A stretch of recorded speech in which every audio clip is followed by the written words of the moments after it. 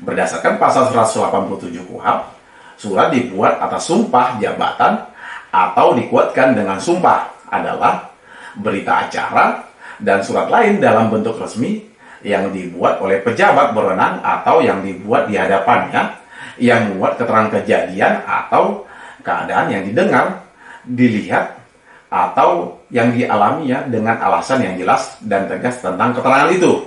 Lalu, surat yang dibuat menurut keterangan peraturan perundang-undangan yang dibuat oleh pejabat mengenai hal-hal yang termasuk dalam tata atau tanggung jawab dari ahli tersebut yang diperuntukkan sebagai pembuktian tentang adanya suatu tindak pidana.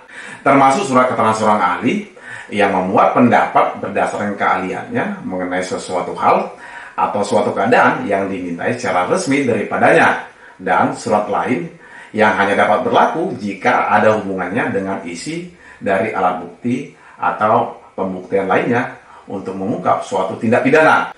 Misalnya, kalau ada dugaan tindak pidana tentang pemalsuan surat atau akta, maka buktinya adalah surat atau akta yang dipalsukan.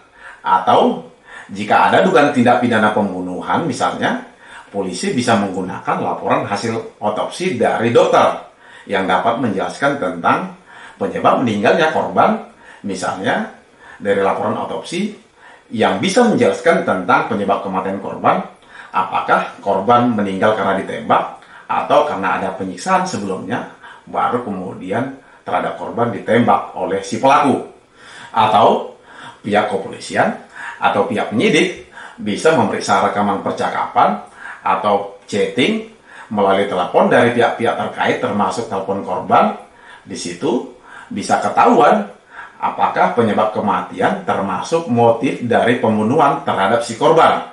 Biasanya polisi akan menyita semua HP pihak-pihak terkait termasuk pihak korban atau meminta rekaman pembicaraan dan salinan percakapan SMS atau WA dari provider penyedia jasa komunikasi yang digunakan oleh pihak-pihak tertentu atau pihak-pihak terkait termasuk dengan yang digunakan oleh si korban. Demikian dari saya. Semoga hal-hal yang saya sampaikan tadi dapat bermanfaat buat teman-teman sekalian. Salam dari saya.